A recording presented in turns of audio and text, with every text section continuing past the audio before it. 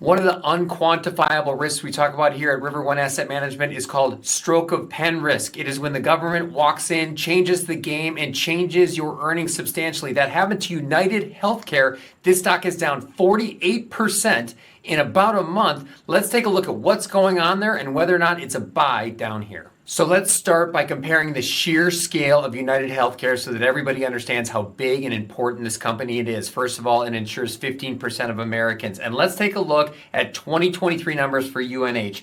They are $370 million in revenue, $22 million in net income. The company's worth about $500 billion.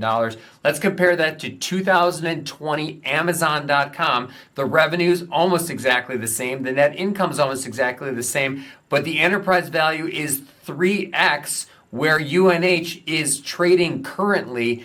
The value investors love this thing for this reason. They were all stuck in it. Let's take a look at where UNH is going to figure out where we should buy this thing. So United Healthcare is probably not going to grow top line or bottom line like we were thinking. Let's make some really gray sky predictions as to what might happen at United Healthcare and decide where the numbers and where the market cap should be. First, let's start at revenue growth. They were expecting 13% top line. I'll bet that's probably not going to happen. We're going to use a 3.5% revenue growth number. That takes them to about $425 billion in revenue. Here's where United Healthcare really gets hit. Most likely is the margins. 8% net income margins, 6% in the latest quarter. We'll bet those go down somewhere near 4% margins. Take a 4% margin, multiply it by that $425 billion new revenue number, and you get $17 billion in net income. And so now what multiplier to use on that net income? Let's take a slightly below market net income here of